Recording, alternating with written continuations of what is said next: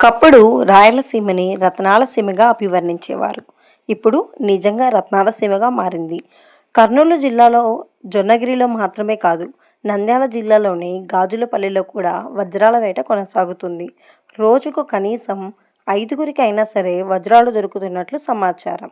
ఏకంగా 15 లక్షల వజ్రం కూడా దొరికిందని గ్రామస్తుల నుండి సమాచారం దొరికింది. వర్షపు నీటి వాగులో వజ్రాలు దొరుకుతున్నట్లు చెబుతున్నారు. వజ్రాల వేట అనగానే మనకి గుర్తొచ్చేదే రాయలసీమ. ఇప్పటికే ఆ ప్రాంతంలోని ప్రజలకు వజ్రాలు దొరికి వారి తలరాతలు మార్చేస్తున్నాయి. ఇప్పుడు నంద్యాల జిల్లాలో కూడా వజ్రాలు మారుపేరుగా అవుతుంది. ప్రజలు తమ అదృష్టం పరిశోధించుకోవడానికి నంద్యాలకి తరలివస్తున్నారు. ఈ వజ్రాలు వర్షపు నీటికి కొట్టుకు వస్తున్నాయని ప్రజలు గట్టిగా నమ్ముతున్నారు. స్థానిక సర్వలక్ష్మి నరసింహస్వామి దేవస్థానం దగ్గరలో ఉన్న వాగులోని మట్టిని, ఇసుకని జల్లెడ పట్టి వజ్రాల వేట సాగిస్తున్నారు.